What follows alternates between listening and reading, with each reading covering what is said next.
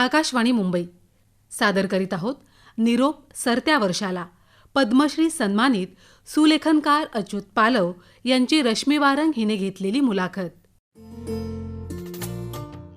वाटोळे सरळ मोकळे वोतले मसीचे काळे कुळकुळीत वळी चालल्या ढाळे मुक्तमाळा जैशा. समर्थ रामदासांनी केलेलं रेखीव अक्षरांचं हे वर्णन ज्यांच्या सुलेखनातनं जिवंत झालं आणि सुलेखन कॅलिग्राफी या कलेला ज्यांनी आंतरराष्ट्रीय स्तरावर नेलं ते पद्मश्री सन्मानित सुलेखनकार अच्युत पालव आज आहेत आपल्यासोबत FM रेनबोच्या रेनबो फंडे कार्यक्रमात. सर, आपलं या कार्यक्रमात खूप मनापासून स्वागत. नमस्कार. नमस्कार. अगदी पद्मश्री पुरस्कार जाहीर झाला तो क्षण आणि प्रत्यक्ष जाऊन तिथं तो पुरस्कार प्राप्त झाला, तिथे तुम्ही त्या पुरस्कार सोहळ्यामध्ये सहभागी झालात, तो क्षण आठवत असताना काय आठवणी आहेत? आठवत म्हणजे कसं की जवळपास मला वाटतं की गेल्या जानेवारीत पहिल्या आठवड्यामध्ये एक फोन आला की तुमचं नॉमिनेशन झालं म्हणून. त्यामुळे गेली 3 वर्ष मी माझा फॉर्म भरत होतो पद्मश्रीसाठी. ती प्रोसेस आहे, ही सांगणं फार गरजेचं आहे. फक्त ती प्रोसेस होती, जी आवश्यक ती माहिती भरावी. आणि मला नेहमी वाटतं की आपल्याकडे माहिती असेल तर आपण ती भरली पाहिजे, असं स्पष्ट मत आहे माझं. मग काही दिवसांनी परत फोन आला, मग काही चौकशा झाल्या, मग आणखी काही दिवसांनी परत चौकशी झाली. असं करत करत 25 तारखेला सकाळी त्यांनी मला सांगितलं की तुमचं कन्फर्म झालेलं आहे. अर्थात कन्फर्म झालेलं एवढंच असतं की पण तुम्ही सांगायचं नाही कोणाला. अच्छा. हां, कारण शेवटी त्यांचा मान आहे तो. त्यांनी ते संध्याकाळपर्यंत त्यांनी थांबायला सांगितलेलं मला. आणि मग तुम्ही कोणाला सांगायचं ते सांगा. आणि संध्याकाळी मग 7च्या बातम्यांमध्ये आम्ही वाट बघत बसलो. मग 7:30, 8, 8:15 असं करत करत 9, 9:15च्या दरम्यान ते कन्फर्म झालं. त्याच्या आधी मनात माहिती होतं की हे कन्फर्म आहे, पण जोपर्यंत त्यांच्याकडून होत नाही तोपर्यंत आपण कोणालाच सांगू शकत नाही. आणि मग तो जल्लोष असतो, तो अफाट. म्हणजे गेली 40-45 वर्ष आपण जे काम केलं आहे सातत्याने, त्या कामाला भारत सरकारने कुठेतरी एक मान्यता दिलेली असते, त्याचा गौरव केलेला असतो. म्हणजे 140 कोटी लोकांमधून तुम्हाला पद्मश्री मिळत असतं. त्यावेळेला आपण किती काम केलं आहे आणि ते काम लोकांपर्यंत पोचलं आहे, त्याचं एक पावती असते ती, मला असं वाटतं. आणि मग त्याच्यानंतर तो सोहळा जेव्हा राष्ट्रपती भवनात झाला, मला असं वाटतं की ते स्वप्न असतं एक प्रत्येक कलाकाराचं, प्रत्येक माणसाचं, की राष्ट्रपती भवनात जाऊन राष्ट्रपतींच्या हस्ते आपण पद्मश्री घ्यायची. राष्ट्रपती आपल्याला तो स्क्रोल देणार, पदक आहे ते पदक आपल्या छातीवर लावणार अभिमानाने, आणि देशाचे सगळे मंत्री म्हणजे पंतप्रधानपासून सगळे तुमच्यासाठी टाळ्या वाजवत असतात. मला असं वाटतं की ते जे काय हे जग आहे ना, ते वेगळंच असतं ते. आणि हे सगळं मला असं वाटतं की त्यांनी इतक्या छान पद्धतीने मांडलेलं असतं ना, की तुम्ही गेल्यानंतर तिकडे तुम्हाला एक राहण्यासाठी हॉटेलमध्ये जागा किंवा गाडी असते तुमच्याबरोबर, एक ड्रायव्हर असतो, काही गोष्टी जाणं येणं वगैरे असतं. ही ट्रीटमेंट जी तुम्हाला मिळते ना, की त्यावेळेला असं वाटतं की यस, आयुष्यात आपण काहीतरी केलं आहे. आणि मला असं वाटतं की गेली 40-45 वर्ष मी जे शिकलो आहे, शिकत आलो आहे, त्याचं कुठेतरी एक आपल्याला फळ मिळालेलं असतं. खरं. आणि त्याच्यावर लोकांचा विश्वास असतो, कारण आपण ज्या पद्धतीने आपण लोकांना शिकवलेलं असतं, ज्या लोकांनी आपल्यासाठी एक वाटत असतं की या माणसाला प्रदर्शी मिळावी, त्यांची कुठेतरी मनोभावी प्रार्थना असते. ती कधीतरी मला असं वाटतं की देवाने मालवणी भाषेत सांगायचं तर देवानं काहीतरी ते ऐकला त्यांचा. खरंय खरंय. ह्या मुक्कामाला पोहोचणं जितकं सुंदर आहे ना, त्या पद्मश्री पुरस्कारापर्यंत, त्याच्या आधीचा प्रवासही तितकाच खास आहे, नाही का? तुमचा बालपण सगळा लालबागात गेला. टिपिकल आपला सगळा मालवणी सगळं मालवणी एरिया. हे प्रत्येक माणूस असो, माझ्या घरात काय चाललं तर त्याका माहिती असतं, त्याच्या घरात काय चाललं तर माका माहिती असतं. वाटी पडली तरी गीता पडली, अशी गोष्ट ती होती. मी ज्या लालबागमध्ये राहिलो, त्या लालबागमध्ये कलेचं एक माहेरघर मी म्हणतो, संस्कृती आहे त्याला. म्हणजे कुठल्या प्रकारची आर्ट त्या लालबागमध्ये नाही. अगदी ते थेट राजकारणापर्यंत मोठे मोठे राजकारणी तिकडे होऊन गेले त्याच्यामध्ये. त्यातून आपल्याला नक्की काय करायचं आहे हे जर आपल्याला माहिती असेल तर नक्की मार्ग निवडता येतो. तिथे साईनबोर्डवाले होते, ऑर्केस्ट्रावाले होते, नाटकवाले होते, गणपतीवाले होते, डान्सर होते आणि मारामारी करणारी लोक होते. याचा परिणाम आपल्यावर कुठला झाला पाहिजे हे आपण ठरवायचं असतं. आणि त्या पद्धतीने मग ते शाळेत मागे बसणं, मग सरांनी सांगितलं की आता बाबा तुला अभ्यास चांगला नसेल तर निदान फळ्यावर लिहायला लाग. आता फळ्यावर लिहायला लागणं म्हणजे परत चांगलं लिहिणं आलं, वाचन आलं, परत ते काहीच नव्हतं. मग सरांचाच आधार घेत, हुशार विद्यार्थ्यांचा आधार घेत आपण सुविचार घ्यायचा, मग तो लिहायचा. मग कधी ती मुलं सांगायची आज छान झालंय, कधी सांगायची मुलं ते आज बरोबर नाही झालंय, मजा नाही आली. कारण फलकलेखन असायचं, त्याला मार्क असायचे, त्याला शाळेचा सुशोभन मंत्री करायचं असतं. अशी खूप स्पर्धा अशी ती. मग ती 6 इंचाच्या पट्टीत सुविचार लिहिता लिहिता मग नाबर सरांनी मला, माझे सर ज्यांनी मला घडवलं पूर्वी अगदी, तर त्यांनी शाळेचा मोठा फळा एकदा जवळजवळ 6x4 फुटाचा फळा होता, शाळेत कार्यक्रम होता, तो मला करायला दिला. पण हा माणूस शिक्षक जो होता ना, तो शिक्षक नव्हता. मला असं वाटतं की एक आध्यात्मिक गुरु असतात ना, तसा होता तो. मुलांच्या मनात काय चाललंय हे शिक्षकाला कळलं ना, तर तो खरा शिक्षक आहे. बरोबर. आणि एखाद्या विद्यार्थ्याला आधार देणं आणि त्याला त्याच्यातून बाहेर काढणं, ही जी काही कला त्या माणसाकडे होती ना, ती मला वाटतं ती अप्रतिम होतं. त्यामुळे मला आयुष्यात आम्ही आणखी किती पदकं जरी मिळाली, किती मानसन्मान मिळाला तरी नाबर सर म्हणा किंवा R.K. जोशी म्हणा, यांना विसरणं फार कठीण आहे ते. आणि त्यातून ते करत करत करत 8वीपर्यंत 9वी 10वी 3 वर्ष केलं. 3 वर्षानंतर 10वीपर्यंत खूप काम केलं. हे करता करता अभ्यासाकडे दुर्लक्ष झालं. 10वीमध्ये छान नापासही झालो. हां, पण मग मार्ग तोच होता.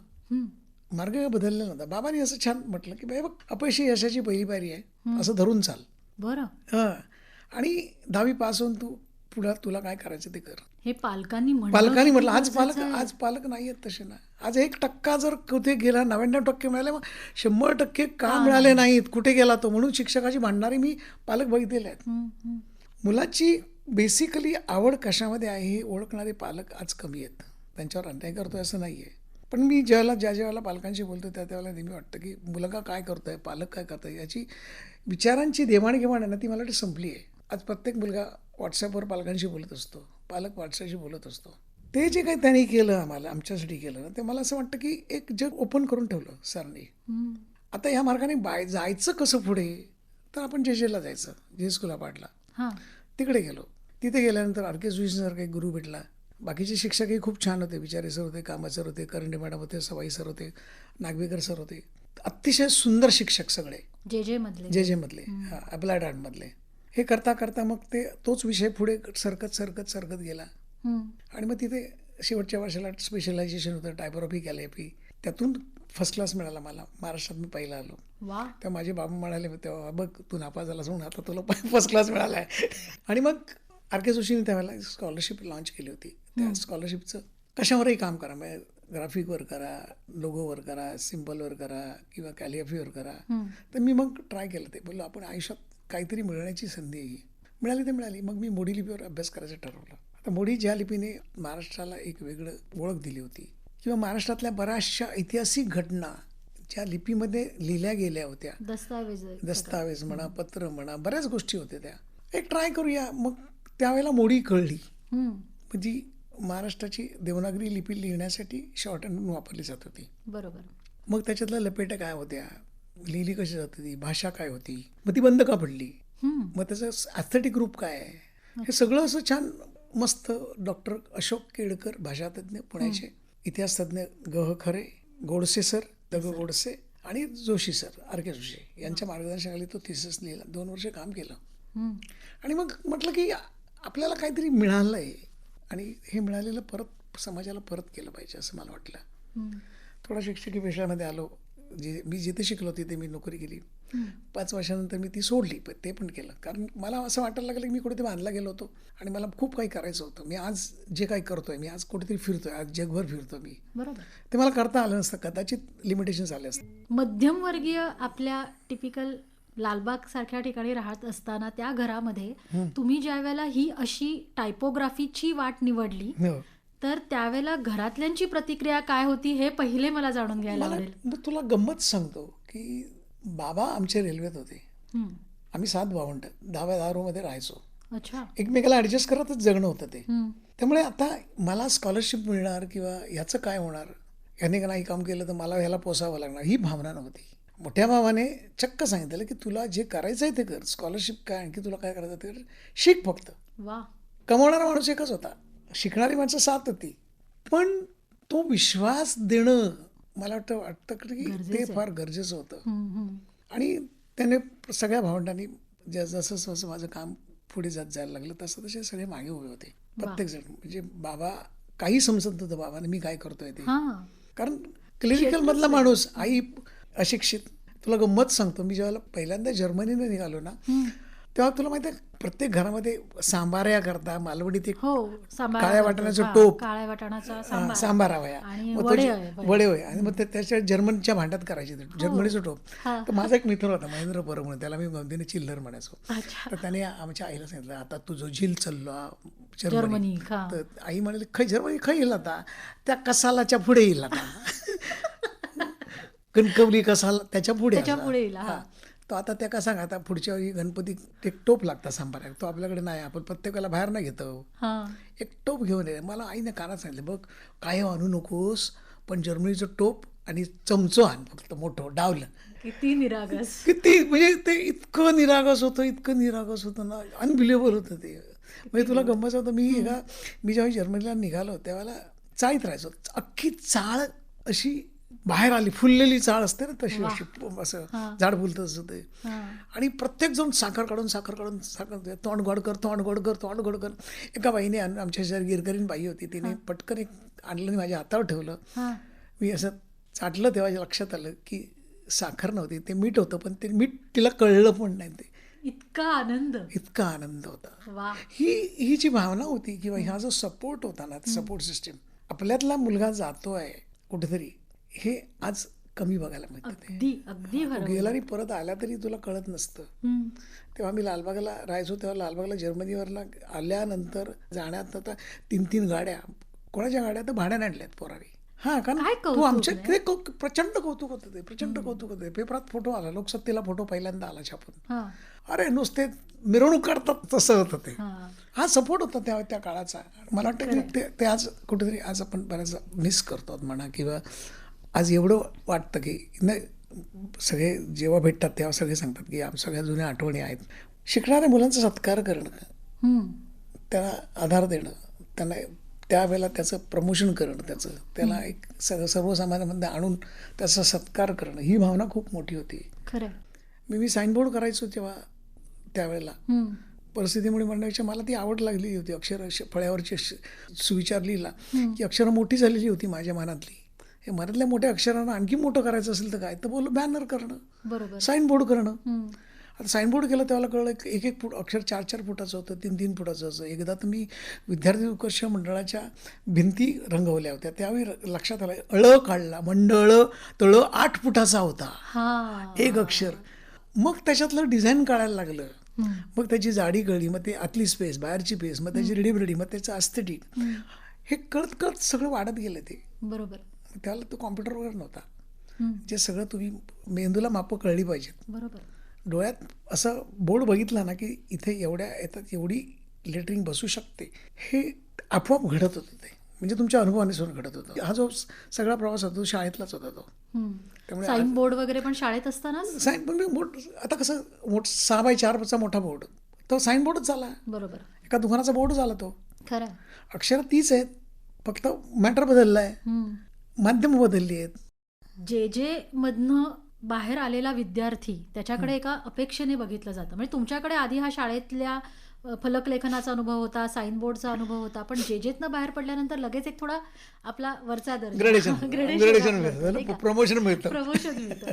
पण मग त्या तिथल्या ज्ञानाचा अर्थार्जनाशी संबंध किंवा सांगड घालताना, अगदी थोडक्यात सांगायचं झालं तर व्यावसायिकरित्या वापर करत असताना पहिलं असं काम आठवत आहे?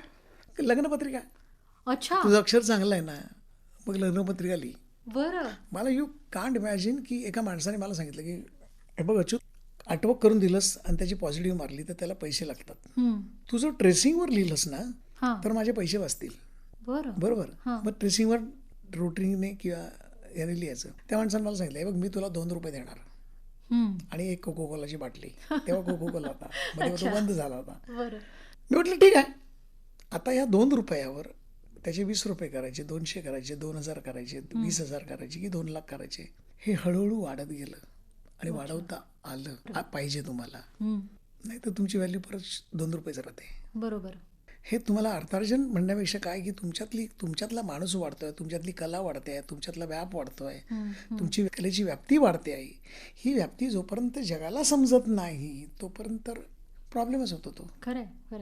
ही सांगड घालता येणं खूप महत्वाचं आहे आणि त्यासाठी स्वतः प्रयोग करत राहणं. आजही बघ ना, आता बघ ना की कलेपी फक्त त्यावेळेला आमच्या वेळेला म्हणजे असं की एक सर्टिफिकेट लिहिणं, लग्नपत्रिका लिहिणं, काही सर्टिफिकेट नावं टाकणं लिहिणं किंवा एखाद्या मॅटरला ते लिहिणं.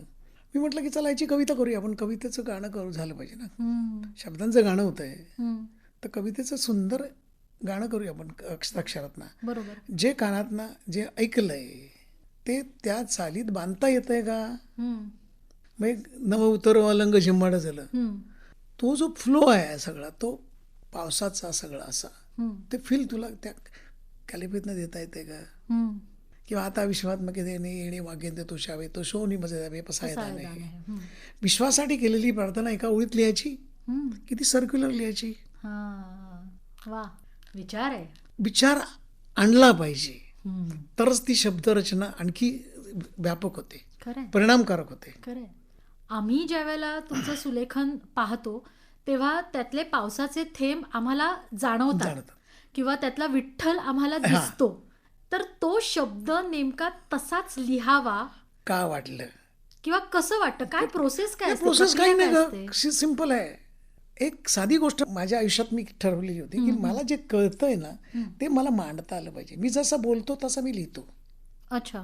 एकदा मला काय झालं की अमित देशमुख विलासरावांचा मुलगा होते, त्यावेळेला ते मुख्यमंत्री होते, त्यांची माझी ओळख झाली. पण त्यांनी मला सांगितलं की सर तुम्ही आमच्याकडे लातूरला एक साप्ताहिक आहे न्यूजपेपर आहे त्याच्या कामासाठी येईल का. बोलो हो. त्यांना वाटलं होतं की अख्खा पूर्ण दिवस जाईल. माझ्या कामाचा वेग हा माझ्या जसं बोलतो तेवढाच येतो, अच्छा. त्याच्यापेक्षाही जास्त येतो. हां. तर मी ते दुपारपर्यंत संपवून टाकलं. मग आता रात्रीची गाडी काय करायचं, त्या विमानसेवा नव्हती पटकन येण्याकरती. मग मला कुठे जायचं तुला, तर बोलो काय येते, तर बोला पंढरपूरला जाऊन या, लांब असेल तर मला आम्ही मॅनेज करतो. ते 3 गाड्या पुढे एक मागे एक, मध्ये मी वा वा वा वा वा वा वा वा करत विठ्ठलाच्या दारात. बरं. वारकरी सगळे खाली उभे घेऊन गेले, मला मध्ये ठेवलं. तर मला माहित नाही की इथे विठ्ठल इथे विठ्ठल इथे विठ्ठल कुठे आहे विठ्ठल. वर करून बघतो हा विठ्ठल कमरेवर हात ठेवून. बोलो 2 मिनटं द्या. बोलो काय, माझी बॅग आहे त्या बॅगेतनं बोललो ब्रश आणि पेपर द्याला. आणि मी मग ठरवलं विठ्ठला तू जसा दिसतोस ना तसा मी तुला रेखाटतोय आणि उद्यापासून हे तुझं चित्र विठ्ठल विठ्ठल नाही विठ्ठल. हा उभा. हा त्याच्यानंतर तो उभा विठ्ठल इतका फेमस झाला. मी म्हणून म्हटलं की मी मला जे पटतं मला जे दिसतं मी ते बोलतो ते मी मांडत नेण्याचा प्रयत्न करत असतो. त्यामुळे ही प्रोसेस काय झालं ही तुम्हाला शिकवावी लागत नाही. ही किंवा कुठल्या डिग्रीने मिळत नाही. ती तुम्हाला काही गोष्टी अनुभवाने याव्या लागतात त्या. आणि ती अनुभव मला वाटतं की ना तो शाळेपासून एक अनुभव आलेला होता की फळ्यावर लिहिणं चांगलं आहे की वाईट आहे याच्यापेक्षाही तू लिहितोस हे फार महत्वाचं आहे. बरोबर. तू गातोयस कसं याच्यापेक्षा तू गाण्याचा प्रयत्न कर, तू नाचायचा प्रयत्न कर. आणखी काही दिवसांनी तू नाचायला लागशील, गायला लागशील. पण मग हे जे दिसणं आहे ना तुमचं ते स्वांत सुखाय असतं. मी जे आता लिहितोय ते समोरचा वाचणार आहे त्यालाही कळलं पाहिजे त्याच्यासाठी असतं की स्वतःसाठी असतं. मी माझ्यासाठी पहिलं काम करतो. बरं. हां, if I am happy you are happy. बरोबर. हे माझं गणित आहे. बरोबर. मी जर आनंदात नसेल तर मी तुला आनंद काय देणार. खरंय. त्यामुळे पुरवणी करायचं ठरलं तेव्हाची ती गणित पूर्वी कशी असायची की अख्ख्या पानावर 60-70% मॅटर, 30% काही फोटो बिटो वगैरे असं होतं. ते त्यावेळेस संपादक टीकेकर होते आणि आमचा मित्र चंदू म्हणून होता आणि शुभदा चौकर म्हणून आमची मैत्रीण होती. त्यांना म्हटलं की आज आपण एक प्रयोग करूया. बोलो काय, अख्खं पान पावसाने भिजवून टाकूया. बोलो म्हणजे तो काय नाही धन ओथंबून आले असं सगळा का पेपर असा रंगीबेरंगी पाऊस हातात घेतल्यावर पाऊस आला पाहिजे. तर ते थोडेसे म्हणाले अरे आता आपण केलं नाही आजपर्यंत, पण बोलो आता करून बघूया. आपण जोपर्यंत बदलत नाही तोपर्यंत बदलणार नाही. बरोबर. आणि ते जेव्हा लॉन्च झालं ना तेव्हा सगळ्या लोकांनी म्हटलं अरे तो आनंदच वेगळा होता. आता ही गोष्ट लोकांना देता आली पाहिजे. म्हणजे माझं गाणं हे माझ्यापुरतं मर्यादित राहू नये, माझं सुलेखन माझ्यापुरतं मर्यादित राहू नये, ते सगळ्यांसाठी व्हावं. आणि त्यातून जसा मी माझ्या सरांकडनं शिकलोय तसं ह्याच्यातून कोणतरी शिकणार असेल तर त्याला त्याचा मार्ग मिळाला पाहिजे असं मला वाटतं. खरंय. ह्या सगळ्या लिपींना सुलेखनातनं मांडत असताना म्हणजे मोडीबद्दल तुम्ही सांगितलं, पण उर्दूचं पण सुलेखन तुम्ही केलेलं आहे. अरे ती गंमत कशी होती की मला नेहमी वाटतं की सगळ्या भाषा आपल्या आहेत. आता मी फक्त देवनागरीत मांडायला शिकलो तर माझ्यावर एक शिक्का बसेल नाही का. भारत हा जसा शेतीप्रधान आहे तसा तो लिपीप्रधान आहे. या लिपीप्रधान देशातल्या सगळ्या भाषा तुम्हाला as a designer as a calligrapher म्हणून त्या वाचता नाही आल्या तर लिहिता आल्या पाहिजेत, लिहिता आल्या तर थोड्या वाचता आल्या पाहिजेत. कधी त्याचा उपयोग पडतो. जाहिरातीमधच्या क्षेत्रात काम करत असल्या कारणाने एक लाईन असते, ती लाईन सगळ्या भाषांमध्ये लिहावी लागते. बरोबर. आत्ताच मी एक 3-4 वर्षापूर्वी बोमन इराणींबरोबर प्रयोग केला होता की त्यांना अमिताभ बच्चनला फेलिसिटेट करायचं होतं. तर त्यांनी मला सांगितलं की आता काय देता येईल एवढ्या मोठ्या माणसाला. तर बोललं अमिताभचा अर्थ काय? तर बोललं एव्हरलास्टिंग लाईट. आपण सगळ्या भाषा करूया. छोटे छोटे बुके झाले ते. आता याचा एक मोठा बुके झाला पाहिजे ना. मग त्याचा वापर, ती एक शाल, पश्मिना शाल, त्या पश्मिना शालवर सगळ्या शब्दांची ती बॉर्डर केली वा, आणि ती त्याच्या अंगावर पांघरली गेली ती. सुंदर. त्यामुळे मला उर्दू येतंय. त्याच्याशी मी काय केलं, मी आमच्याकडे माझे स्टुडंट्स होते, काही कालेबन मित्र होते, त्यांना सांगितलं की मला उर्दू दाखव मला, आणि माझी उर्दू परत मी लिहिल्यानंतर चेक करा. तर ते मला ठीक आहे. मग माझा विषय आता नुसतं उर्दू लिहून काय काढायचं. मग मराठी शब्द आणि उर्दू शब्द, अच्छा. ईश्वर आणि अल्लाह, ईश्वर अल्लाह तेरो नाम, हा उपक्रम तुमचा. आब आणि पाणी, असे काही शब्द घेतले आणि ते एकत्र आणले. गुलजारांनी बघितल्यावर गुलजार मला म्हणायला लागले, उर्दू किसने लिखा है अच्युत? तो बोला मैंने लिखा है. त्यांनी तो अक्षराची व्यक्त केलं. ते म्हणाले की अरे इतकंच प्रभावीपणे तू लिहिलेस ना, आणि त्याच्यात कुठेही चुकीच्या काही गोष्टी नाही आहेत त्याच्यामध्ये. नासिरुद्दीन शाह तेव्हा आले ते उद्घाटनाला, ते मला बहुत ही बढिया काम किया आपने. ही जी सांगड घालत नाही, आता इव्हन आता पण आम्ही फ्रेंच भाषेत आणि इंडियन भाषा सगळ्या अशा कोलॅबरेशन करून एक एक्झिबिशन चालू आहे. माझ्याबरोबर 5-6 कॅलेबर इतर काही लोक आहेत. काय की भाषेला रिस्पेक्ट दिला पाहिजे.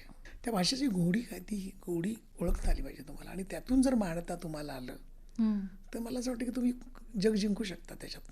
निश्चितच. म्हणजे मधल्या काळात काय झालं, जेव्हा पॅरिसवरनं एक मला फोन आला, मेल आला की तुमचं काम पाठव म्हणून. तर मी म्हटलं ठीक आहे पाठवतो. मग नंतर कळलं मला सोसायटी जनरल नावाची बँक आहे पॅरिसमध्ये, जशी आपली RBI तशी. तर त्या बँकेत इंटिरियर पार्टमध्ये काही नवीन करायचं होतं. त्याचा जो रुडॉल्फ नावाचा एक डिझायनर होता, त्याने बरंचसं पॅरिसमधल्या गोष्टी डिझाईन केलेल्या होत्या. त्याच्या मनात आलं की यावेळेला आपण चित्र नको लावूया, आपण कॅलिग्राफी लावूया. म्हणून त्यांनी जगातल्या जवळ 100-125 लोकांकडनं काम मागवलं. तर मी पण ठेवून टाकलं. मग ते 50, मग त्याच्यातले 25, मग त्याच्यातले 10, मग त्याच्यातले 7. त्या 7मध्ये अच्युत पालव. वा. आता हे सगळं झाल्यानंतर मग त्या माणसाने मला माझं काम बघितलं, मला म्हणाला की मला तुझ्या भेटायचं आहे. तो भेटूया. रात्री 10 वाजता कॉल आला, केबिनमध्ये भेटूया आपण माझ्या. 10 ते 2 आम्ही गप्पा मारत बसलो होतो की तू एवढं काम कसं करतोस, तू फॅशन पण करतोस, तू कन्स्ट्रक्शन पण करतोस, तू आर्किटेक्टमध्ये पण आहेस, तू बिल्डिंगमध्ये पण आहेस, तू डिझायनिंगमध्ये पण आहेस, जाहिरात क्षेत्रात आहेस, तू जिथे आमच्याकडे एवढी सगळी माणसं काम करायला माणसं असतात. तर बोलो कदाचित हा इंडियन स्वभाव आहे, सगळीकडे तोंड घालणं. हे पण आलं पाहिजे, हे पण आलं पाहिजे, हे पण आलं पाहिजे, हे पण आलं पाहिजे. त्या माणसाने ते बघून मला एवढी प्रचंड मोठी जागा दिली, 100 मीटरच्या वर जागा दिली. मला म्हणाले तुम्ही करा तुम्ही. त्याला मी तिथे ज्ञानेश्वर, तुकाराम, रामदास, बहिणाबाई, पु ल देशपांडे, नादू महानोर, अशा सगळे कवींचे काही शब्द, काही अशा त्या भिंतीवर टाकत गेलो अशा त्या. आणि मग इथे आल्यावर मला लोकांनी विचारलं आता काय ते काय करणार त्याचं. बोललं ते काय करणार नाही. बोललं त्याच्या खाली छान फ्रेंच ट्रान्सलेशन आहे आणि इंग्लिश ट्रान्सलेशन आहे. आपल्या भाषा जगभरात पोहोचणार. प्रत्येक माणूस असं ठरवायला लागला की माझ्या मुलाला इंग्लिशमध्ये, पण मातृभाषेविषयी प्रेम असायला हवं. ते केलं पाहिजे ना ते. बरोबर. आज मी तुला सांगतो, बीडच्या शाळेमध्ये गेलो, गेल्या 15 दिवसापूर्वीची गोष्ट. जी गोष्ट JJमध्ये कॉलेजमध्ये शिकवली जाते त्या तोडीचं काम बीडची मुलं, म्हणजे भवरगाव, इतकं छान सुंदर पद्धतीने काढतात. सुनील काकड नावाच्या त्या सरांचं नाव. मधल्या सुट्टीमध्ये मुलांना कॅलिग्राफी शिकवतात. ते काम बघून मी बीडला गेलो आणि त्यांना म्हटलं मला यायचं आहे, मला या सगळ्या मुलांना भेटायचं आहे. आणि त्यांनी ज्यावेळेला काम केलं त्यावेळेला मी नतमस्तक होण्याच्या पलीकडे काही नव्हतं. मी म्हटलं हे सगळे पद्मश्री आहेत, कारण ह्या लोकांना आज जर मी गायडन्स केला नाही तर कदाचित मी आणखी बऱ्याच सुलेखनकारांना मुकेन मी. बरोबर. आणि त्यांना प्रॉमिसही करून आलो की जेवढं शक्य होईल तेवढं या सगळ्या मुलांना मी कधी एकदा मुंबईला घेऊन येईन मी. आज मी स्पॉन्सर शोधतोय त्याच्यासाठी. शासनाची मदत जर मिळाली तर जास्त चांगलं होईल ते. बरोबर. कारण ही मुलं जर ते आली तर इथल्या मुलांना कळेल की मराठी शाळेत जाणं किती गरजेचं आहे. अगदी बरोबर. नाहीतर काय होतंय की बोलताही येत नाहीये, लिहिणं सोडूनच द्या. आणि लाईफस्टाईल बदलल्यामुळे आज बाप आणि मुलगा बोलताना एकमेकाला मेसेज पाठवतात, व्हॉट्सअप खाली ये म्हणून व्हॉट्सअप करतात ते. खरं. या संस्कृतीमध्ये ही बीडची मुलं भोर, एक छोटंसं गाव आहे, प्राथमिक शाळा, 32 मुलांची शाळा आहे. बरोबर. त्या शाळेमध्ये लाईट एक दिवस येतो, एक दिवस येत नाही. त्या शाळेमध्ये मुलांना बसायला वर्ग नाही, हे 2 वर्गात 4 वर्ग, शौचालय नाही. अशा ठिकाणी सुद्धा हे रुचतंय, रुचतंय, वाढतंय. आणि ही संस्कृती जर वाढवायची असेल तर मला असं वाटतं शासनाने काहीतरी केलं पाहिजे. असंख्य कॅलेबर आज मला म्हणालेत की सर पुढच्या वेळेला ज्यावेळी चालतं तेव्हा आम्हाला सांगा. आज महाराष्ट्रातनं बऱ्याच ठिकाणावरनं बोलवत आहेत, पण कधी कधी एक माणूस पुरत नाही. बरोबर. एक फौज तयार होणं. फौज करायला पाहिजे. आणि फौज आता रेडी आहे, पण तो त्याच्यासाठी लागणारा निधी पाहिजे आता तो सगळा. तर या सगळ्या म्हणजे मला आकाशवाणीच्या मार्फत मला सगळ्यांना आवाहन करायचं आहे. आम्ही काय केलं, अच्युत पालव कालेपी फाउंडेशन केलं. त्या फाउंडेशनमध्ये आम्ही गोष्टी घेतो आणि मग त्या सगळ्या लोकांना वाटत असतो. त्या तुम्ही ह्या सगळ्या उपक्रमांमध्ये खूप फिरला आहात हो, आणि मध्यंतरी तुम्ही भारतभ्रमण केलं. भारतभरातल्या वेगवेगळ्या लिपी तुम्ही अभ्यासल्या, पाहिल्या. तर सुलेखनकार या नजरेतनं ह्या सगळ्या भारतभरातल्या लिपी तुम्हाला कशा दिसतात? सुंदर आहे सगळं. मी नेहमी म्हणून म्हणतो ना, भारत हा जसा शेतीप्रधान आहे तसा तो लिपीप्रधान आहे. या लिपीप्रधान देशामधल्या लिप्या जर जगासमोर आल्या तर जगाला एक वेगळं आश्चर्य मिळेल. गेल्या वर्षी जानेवारी महिन्यामध्ये मी आणि माझ्या अच्युत पालव स्कूल ऑफ कॅलिग्राफीतर्फे आम्ही एक भारतातल्या सगळ्या सुलेखनकारांचं, सगळ्या भाषेतल्या सुलेखनकारांचं अक्षर भारती नावाचं पुस्तक प्रकाशित केलं आहे. अच्छा. म्हणजे छान त्याची बाराखडी पण आहे आणि त्याचं कलात्मक रूप पण आहे. तर ती भाषा किती छान दिसते. लिपी फक्त लिहिण्याकरता नाही वापरायचं, चित्र म्हणून वापरा त्याचा. बरोबर. हे केलंय आता. हे जगापर्यंत पोचलं पाहिजे ना. खरं. तिथे ह्याचा मालक मुद्रक प्रकाशक आणि आम्हाला अच्युत पालव. हा, कारण ह्याला मागणी नाही. आता सगळं ऑनलाईन मिळतं. अरे पण ते जे काय केलं ते सगळं बाय हँड केलंय. मी माझी नियमच असा होता सगळ्या चित्रकारांना, बाय हँड काम असेल तरच ऍक्सेप्ट होणार, नाही तर होणार नाही. कम्प्युटराइज नको. No computerise. कम्प्युटराइज करून आपण ते विकूया. एक प्रत आहे ती 100 लोकांपर्यंत गेली पाहिजे. त्याच्यासाठी मला मदत हवी आहे. खरं. हे टेक्नॉलॉजी सुद्धा किती वापरायची. एक्झॅक्टली. ती दिसताना टेक्नॉलॉजी नाही दिसली पाहिजे, तिथे माणूस दिसला पाहिजे. पण ते अनेक टेक्नॉलॉजीच्या मार्फत ही गोष्ट त्याने मान्य केली पाहिजे. असं. तुम्ही अनेक पुस्तकांचं मुखपृष्ठ सुद्धा तुमच्या सुलेखनातनं साकारलेलं आहे. विजया राज्याध्यक्ष यांनी जे ती माझी आई, मी तिला अक्षराई म्हणतो. माझी अक्षराई आहे. ज्या बाईंनी मला शब्दांकडे कसं बघायचं असतं हे शिकवलं. आर्केनी सौंदर्य दाखवलं, एस्थेटिक्स दाखवलं, बाईंनी वाचायला शिकवलं, गुलजारांनी ऐकायला शिकवलं. काय झालं, या लोकांबरोबर काम करता करता आपण वाढतो त्याची जाणीव व्हायला लागली. काय ऐकलं पाहिजे, काय वाचलं पाहिजे, कशा पद्धतीने ते मांडलं गेलं पाहिजे, त्याचा विस्तार कसा झाला पाहिजे. म्हणून केवळ एका माणसावर काम न करता मी असंख्य गुरु केले. आणि ते गुरु करताना मी परत एक गोष्ट केली की मी सगळे माझे गुरु लहान वयाने पकडले, काही महत्त्वाची माणसं सोडले. तर एखाद्या मुलाला शिकवताना तो माणूस जर स्पार्किंग दिसला तर मी त्याला सांगायचं ते मला शिकवतो आता. अच्छा. कारण आपल्या शिक्षकांना आपण शिकवायचं दाखवताना तो मुलगा खूप अगदी आनंदाने शिकवत असतो. आणि तेच मला शिकवायचं असतं की मला देताना वाटतं की हे देऊन टाकून टाक, मोकळं व्हावं. मी आज आहे उद्या माहीत नाही. बरोबर. कारण जगण्याची शैली सगळी बदललेली आहे. त्यामुळे जितकं शिकता येईल ते शिकायचं आणि जितकं देता येईल तेवढं देऊन टाकायचं. आता एक सध्या जे तंत्रज्ञान सगळीकडे फार गाजतंय, AI, त्या AIचा सुलेखनावर परिणाम नाहीच होणार, पण तुम्ही त्याकडे कसं? मला टेक्नॉलॉजीच येत नाही. बरं. टेक्नॉलॉजी शून्य माणूस आहे मी. अच्छा. माझा मोबाईल मी फक्त फोन घेण्याकरता होता, अन्यथा त्याच्यात काय घडतंय हे मला माहिती नाही. अच्छा. हां. माझ्यावर विश्वास खूप आहे. माझा त्या साहित्यावर खूप विश्वास आहे, माझा त्या कागदावर विश्वास आहे, माझ्या त्या पेनावर विश्वास आहे, माझ्यातल्या त्या काळ्या शाईवर विश्वास आहे ज्याच्यामध्ये थाउजंड्स ऑफ शेड्स आहेत. त्या जगाला दिसाव्यात त्याच्यासाठी माझा प्रयत्न असतो. ते झालं की मी माझ्या बायकोला सांगतो, शी इज अ गुड डिझायनर, की हे घे आणि त्याचं स्कॅनिंग करून मस्त त्याला किती लोकांपर्यंत पोहोचवण्याचं करतं, एक चांगला आर्टवर्क करतं त्याचं साईजमध्ये, आणि म्हणजे लोकांना तो प्रॉब्लेम येणार नाही, हे सगळं करतो. पण त्याचा माझ्यावर परिणाम नाही झाला. लोकांनी मला म्हटलं, अरे आता कॉम्प्युटरला आता तुझं काय बटन दाबलं की अक्षर मिळतं. बोलो मान्य आहे, AI आला, मान्य आहे, सगळं मान्य आहे. टेक्नॉलॉजीची गरज आहे, नकारून चालणार नाही. पण प्रत्येक माणसाने ठरवलं की बाबा आता माझं काय होणार, तर ते जगणं फार कठीण होईल. ऑफिसमधलं काम करणाऱ्या माणसाने आजचा जॉब उद्या जागी त्याच्या जागी दुसरा माणूस आला तर त्या माणसाला सहज पुढे नेता यावं इतकी त्याने काळजी स्वतःच्या कामाची घ्यावी. बरोबर. आणि मी नेहमी म्हणतो मला पगार मिळतोय ना ते आनंदाने करा ना. हम्म. तुम्ही कशासाठी मग जगता मग खरंय. एवढं काम झालं तेवढं काम झालं नाही ना. You must enjoy that moment. बरोबर आहे. आणि मी आज मला वाटतं ना की ते जगतोय. हम्म. जे जगणं आहे ना किंवा तो क्षण जगणं आहे. तुमच्या सुलेखनाच्या प्रवासात असे अनेक क्षण आले असतील की त्या क्षणाला की बस सार्थक झालं, मी माझ्या जगण्यासाठी सुलेखन निवडलं, असे क्षण आठवणारे काही किस्से मी अनुभव? विठ्ठल गेला. हा, विठ्ठलाला पाहणं तो एक अनुभव. आता नागपूरला NCI म्हणजे कॅन्सर हॉस्पिटल आहे. हा. त्या कॅन्सर हॉस्पिटलमध्ये माझी बरीचशी चित्रं लागलेली आहेत. हम्म. मला बऱ्याच लोकांचे फोन आले त्या कॅन्सरच्या दुखण्यातून सावरताना सुद्धा तुझं चित्र पाहिलं नाही, मी 2 मिनिटं तिथे थांबलो रे अच्युत. वा, और क्या चाहिए. आणि काय होतं ना मला सांग. हम्म.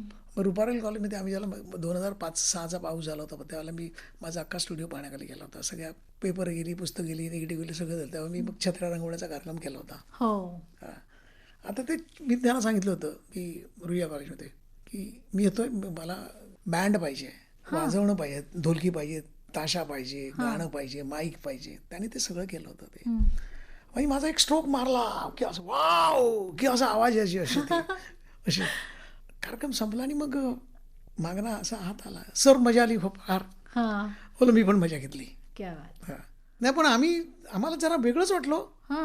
हे कोण आहेत बघितलं त्यावेळेला मागे 4-5 मुलांचं एक आंधळ्या मुलांचं टोळकं. अच्छा. सगळी मुलं ती आनंद घेत. मी बोललो तुम्ही कसा घेतला तरी आनंद. हा. न बघता सुद्धा सर म्हणाले आनंद घेता येतो, वा. भाषा कळली पाहिजे. वा. हे जे काय अनुभवलंय ना त्यावेळी मला असं वाटतं की येस आपलं देणं बाकी आहे अजून. खरंय.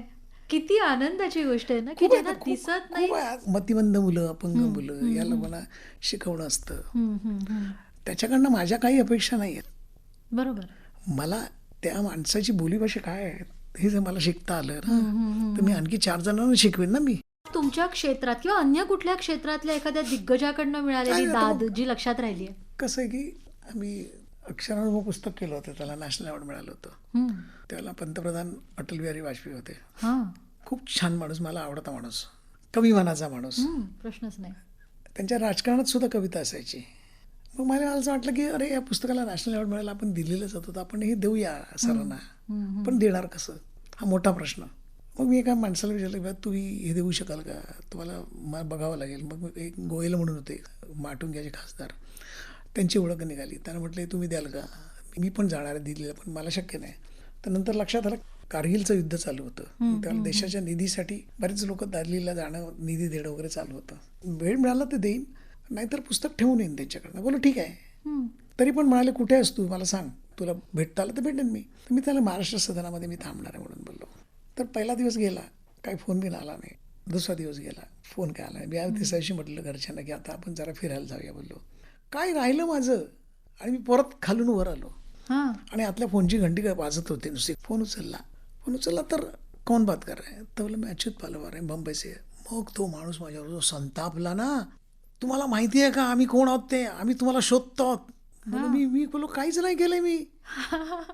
तुम्ही काही नाही केलंय, तुम्हाला पंतप्रधानांनी बोलवलंय भेटायला. 11 वाजता तुम्ही तिकडे हजर व्हा. आता आपल्याकडे गाडी नाही, काय नाही, ओळख नाही, काय नाही. मग त्यावेळेला आमच्याकडे शिर्के नावाचा मित्र होता, त्याला सांगितलं असं असा प्रॉब्लेम झाला. मग त्याने काही ओळख काढून शरद पवारांच्या ऑफिसला कॉन्टॅक्ट करून त्याने गाडी आणली, ॲम्ब्युलन्स वगैरे, आणि थाटामाटात आम्ही सगळे एक प्रत घेऊन तिकडे पोचलो. तिकडे पोचल्यानंतर सगळी लोक चेक देतात, फोटो काढतात. लाज वाटली, कारण लोक देशाच्या रक्षणाकरता किंवा ह्याची, आणि आपण पुस्तक दिलं. पण मी आता बोललो करणार काय, आपल्याला माहितीच नव्हतं. लाज खातर ते सगळं तरी पण केलं. आणि मग जेव्हा शेवटी माझा नंबर होता, येलो रेषा असते तुमच्यामध्ये, ते रेषा पार करून त्यांच्यापर्यंत गेलो. आणि त्यांनी प्रत्येकाचं पुस्तकाचं पान बघितलं. मला म्हणाले खूप छान झालं पुस्तक. त्याच्यात ज्ञानेश्वर, तुकाराम, रामदास, भारतीय सुलेखन कला, खरोष्टी, मोडी वगैरे असं सगळं, त्याच्यात मी नवीन केलेली स्क्रिप्ट होती ती वापरली होती त्याच्यामध्ये. हे सगळं करता करता म्हणजे प्रेसवाला पब्लिक ओरडायला लागला, चेक काय. तर वाजपेयी पुढे आले त्या येलो लाईन जवळ, आणि मग त्यांनी असं म्हटलं की इन्होंने ऐसी अनमोल चीज लाई है जिनका मूल्य देने के लिए मेरे पास चेकबुक नहीं है. ओ, क्या बात, कसली दाद आहे. कसली दाद. वा. तेव्हा मी अमिताभ बच्चन झालो होतो. निश्चितच. आणि मग सगळा गराडा पत्रकारांचा माझ्यासमोर. मग मी परत आपला मराठी माणूस एकच परत घेऊन आलेलो असतो. टिपिकल प्रकाशक. मी म्हणलं माझ्याकडे नाही आता. बोललो तुम्हाला पाहिजे असेल तर मी पाठवून देतो, पत्ते द्या म्हणून. मला वाटतं आयुष्यात अशी दाद मिळणं किंवा गुलजार आणि मिठी मारणं, बरोबर. म्हणजे ते उर्दू बघितल्यानंतर त्यांनी मला अच्युत आज पैर नाही छूना प्लीज, आज मुझे गले से मिलना है. वा. ह्या ज्या काही गोष्टी आहेत ना अशा, लताबाईंनी म्हणजे ज्ञानेश्वर तुकाराम रामदासांची डायरी, तुकारामांची डायरी जेव्हा त्यांना द्यायला गेलो तेव्हा त्यांना माहीत नव्हतं की मी अच्युत पालव आहे. हां त्यांनी बघितलं आणि मला म्हटलं की ही मला बऱ्याच जणांनी दिली, ही खूप छान आहे, हां. तर तुम्ही कोण? तर बोललो मी अच्युत पालव. मी ही डायरी गेली. अहो बसा बाजूला. अरे वा. आणि मग त्याच्यानंतर मग एक छान मोकळा मिळाला मला. बाईंना 75 वर्ष झाली तेव्हा बाईंच्या शाल करण्याचा परत योगायोग आला. त्यावेळेला बाईंची 10 गाणी त्या शालीवर टाकली होती मी.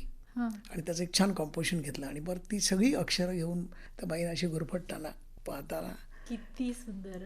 मी तुला मी परत मग माझी म्हटलं तुम्हाला मांडता आलं पाहिजे. तुम्हाला इमोशनली ह्या गोष्टी शक्य नाही आहेत कॉम्प्युटरवर.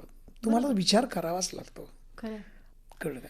आणि या सगळ्यामध्ये तुम्ही जे म्हणालात की बरेच सारे अशा पद्धतीने सुलेखन करणारे, डिझायनिंग करणारे मागे राहिले, कारण नवीन काही करण्याची क्षमता संपली. क्षमता नाही म्हणण्यापेक्षा काय होतं की चालतंय, होतंय काही. आता बरेचशी लोक चांगलं काम करत नाही असं नाही आहे. त्याचं काही लोक माझ्यापेक्षाही जास्त काम चांगलं करत असतील, हेही सांगतो तुला. पण त्या पद्धतीने जायला पाहिजे. बरोबर. कारण परदेशामध्ये सुलेखन कला मान्यता आहे, आपल्याकडे नाही आहे. हां, मी हेच विचारणार होते की तुम्ही जेव्हा जगभरात फिरता तेव्हा इथल्या सुलेखनामध्ये आणि परदेशामध्ये सुलेखनाकडे पाहण्याची जी दृष्टी आहे त्याच्याकडे तुम्हाला काय त्याच्यात काय झालं, जाणवलं? तिथे कॅलिग्राफी म्हणून ओळखली जाते ती. हं. आपल्याकडे कॅलिग्राफी आत्ता कळायला लागलंय. आणि त्याचं बरंचसं श्रेय तुम्हाला आहे, कारण खरंच सुलेखन नाही, पण म्हटल्यावर आता- आम्हाला समोर अच्युत पालव पण हेच नाव आम्हाला येतं. आम्हाला ज्याने घडवलं ते रकरू जोशी म्हणा किंवा परशुराम नावर म्हणा. हं.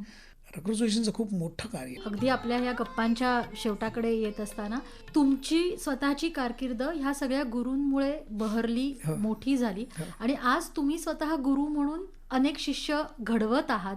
तुम्ही ज्या अच्युत पालव कॅलिग्राफी फाउंडेशनचा उल्लेख केला किंवा तुमच्या या वेगवेगळ्या कार्यशाळा ज्याच्यात आम्ही चिल्ल्या-पिल्ल्यांपासून वयस्करांपर्यंत अनेकांना पाहतो, तर हा देण्याचा, शिक्षक म्हणून देण्याचा जो काही अनुभव आहे त्याच्यातली आव्हानं सुद्धा सांगा आम्हाला. आनंद तर आहे. मला वाटतं सगळ्यात मोठं आव्हान पालकांचं असतं. पालकांनी मुलांना डांबून ठेवलेलं आहे. मुलाची वाढ नाही चित्रातनं होत असते.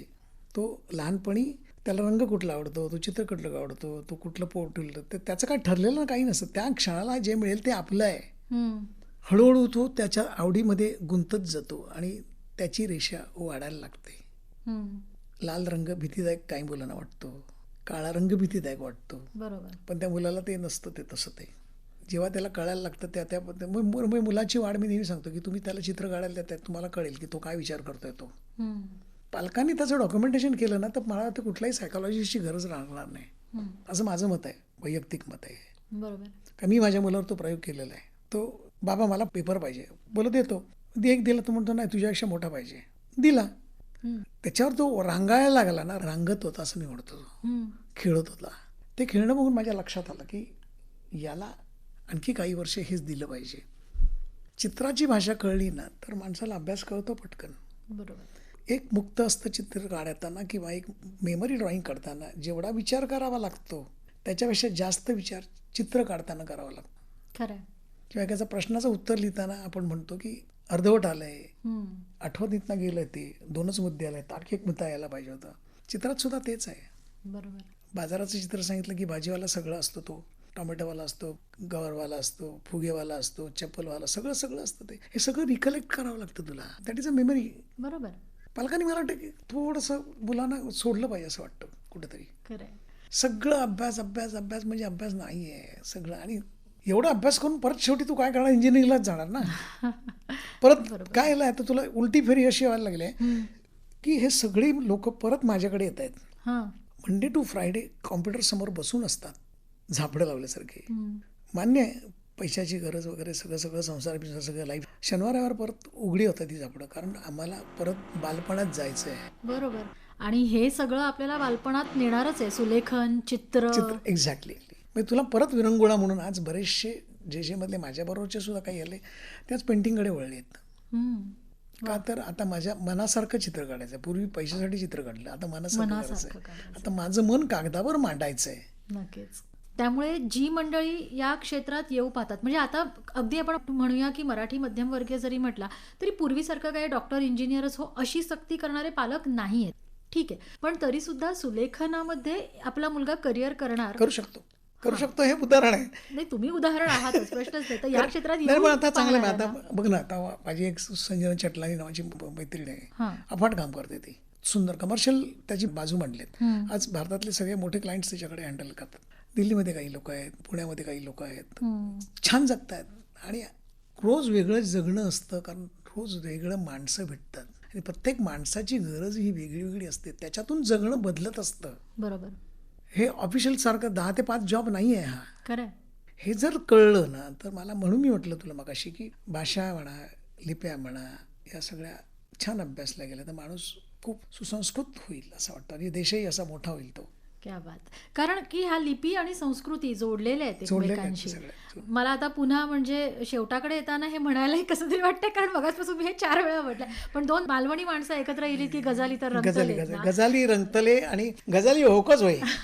गजालीशिवाय होणार नाही. माणूस गजालीत रंगलाच पाहिजे असं माझं मत आहे. आज त्याच गजाली होत नाही आहेत, म्हणून वाईट वाटतं. आणि म्हणून मी सगळ्या लोकांना सांगतो की गप्पा मारा. बरोबर. कारण मी त्याचा वापर गप्पा मारता मारता त्याची थेरपी कधी झाली तेही मला कळलं नाही. लोक सिनियर सिटीजन, नाहीतर काय व्हायचं, रिटायर झाल्यानंतर बायकोला त्रास द्यायला पलीकडे काहीच नसायचं का त्याच्याकडे. आणि मग 4 वाजता चहा पाहिजे, 6 वाजता नाश्ता पाहिजे, 7 वाजता जेवण पाहिजे, 8 वाजता तेल लावायचं डोक्याला वगैरे. बाईचं जगणं पण आहे ना. खरं. त्यामुळे काही लोक जेव्हा यायला लागली तेव्हा ते लीडर व्हायला लागले, कारण मला बोलता येतं आजही ही भावना, आणि ते सांगायला लागले. त्याच्याभोवती असं टोळकं जमावायला लागलं, तेव्हा कॉन्फिडन्स आणखी वाढायला लागला. त्यामुळे मी नेहमी त्याला उदाहरण देतो की लंडनमध्ये ज्यावेळी शिकवायला होतं तेव्हा 85 वर्षाची बाई मला भेटली आणि ती काम करत होती. ती पॅरिसवरनं शिकायला माझ्याकडे यायची. आणि मी तिला विचारलं, बाई तुझं वय काय? तेव्हा मला 85 वर्ष. ते बोलले, काय तुला आश्चर्य काय वाटलं रे? बोललो नाही ना, आमच्याकडच्या बोललो रिटायर झाली की कामच करत नाहीत, जगणंच असतं ते. ती म्हणली, मी आता माझ्या मुलाची आणि नवऱ्याची काही काळजी करत नाही, त्याचं त्यांनी बघून घ्यावं, मला पाहिजे ते मला जगलं पाहिजे आणि मला जगायचं आहे, त्यांना जगायचं नाही आहे. वा. ही भावना जर मला वाटते प्रत्येकाने वाढली ना तर सगळंच बदलायला मदत होईल ती. खरं आहे. आणि आता जे प्रश्न आपण वर्षाच्या शेवटच्या दिवसाच्या मुलाखतीमध्ये विचारणं अनिवार्य असतं की नवीन वर्षाचा काय संकल्प आहे आणि येणारे प्रोजेक्ट्स तुमचे. येणार नवीन वर्षाचा संकल्प बहुतेक मी माझी बायोग्राफी लिहीन. वा. हा, आम्ही उत्सुक आहोत वाचायला. हा, म्हणजे तो लालबागपासूनचा प्रवास आहे सगळा, तो सगळा मला मांडायचा आहे. खरं आहे. आणि मला वाटतं की पुस्तकासाठी प्रवास मांडायचा नाही आहे, पण माझं जगणं काय आहे मला कळलं पाहिजे, मला इतरांनाही कळलं पाहिजे, त्यातून काही लोकांना जगता येते त्याच्यातनं. निश्चितच. परत माझ्या काही मुलांची काही एक्झिबिशन आहेत, त्या लोकांना मार्गदर्शन करायचं आहे. हे आता जसं आष्टीमध्ये मला जायचं आहे, परत भोवरगावच्या मुलांना त्यांना मुंबईत आणायचं आहे, त्यांना शिकवायचं आहे. म्हणजे मुंबईत असून मुंबईपुरताच मर्यादित नको, तर तो सगळीकडे भाग व्हायला पाहिजे. कारण शेवटी आज आनंदाने सांगायची तर माझी जबाबदारी आहे पद्मश्री म्हणून. मी मला केवळ चांगलं काम झालं म्हणून नाही, तर ती कला, तुमची कला ही सगळ्या लोकांपर्यंत पोचली पाहिजे. पोचवण्याचं कार्य आहे ते. तेव्हा जोपर्यंत मी आहे तोपर्यंत ती कला दुसऱ्यापर्यंत पोचवण्यात यश मिळालं पाहिजे ते. खरं आहे. नवीन वर्षाच्या खूप साऱ्या शुभेच्छा. धन्यवाद. आणि खूप सारं काम तुमचं सुलेखनातलं आम्हाला पाहायला मिळो, भरभरून पाहायला मिळो. मिळतला. आणि ह्या थोड्याशा स्वार्थी शुभेच्छा मी देते, म्हणजे आमका पण बघूक मिळतला आणि तुमका तुमका पण बघू मिळतला. जाता जाता आमच्या श्रोत्यांसाठी शुभेच्छा संदेश नवीन वर्षासाठी. नमस्कार मित्रांनो, नवीन वर्ष येत आहे, छान साजरं करूया, लिहूया, वाचूया, मनातल्या गोष्टी एकमेकाला सांगूया. आणि वाचून परत लिहिण्यामध्ये जो आनंद असतो तो फार वेगळा असतो. काय होतं की आपल्याला असं वाटतं की आपण लिहित नाही आहोत, पण तुम्ही जे लिहून बघा, जी गोष्ट मनात आली असेल ती गोष्ट लिहून काढा, परत ती वाचा, परत लिहा, त्यातून जी डेव्हलपमेंट होते ती स्वतःची असते असं मला वाटतं. त्यामुळे आपण परत जेव्हा कधी भेटू तेव्हा नक्की भेटू, पण तोपर्यंत तुम्हाला नवीन वर्षाच्या खूप खूप शुभेच्छा. धन्यवाद. चढवा तू गाव गजाली आमच्या मस्त रंगल्यात, पण काहीतरी थांबवाक वया. त्यामुळे आज तुम्ही आलात म्हणजे तुमचे आभार वगैरे मानणं हे फार इतकं औपचारिक वाटतंय, कारण खरंच खूप काही सर बघायची एक दृष्टी या क्षेत्राकडे तुम्ही आज आम्हाला दिली. त्यामुळे पुन्हा एकदा धन्यवाद, तुम्ही आमच्याशी इतक्या मनमोकळ्या गप्पा मारल्यात त्यासाठी. येस, धन्यवाद. श्रोते हो, निरोप सरत्या वर्षाला. पद्मश्री सन्मानित सुलेखनकार अच्युत पालव यांची रश्मी वारंग हिने घेतलेली मुलाखत आत्ताच आपण ऐकली. ही आकाशवाणी मुंबई केंद्राची निर्मिती होती.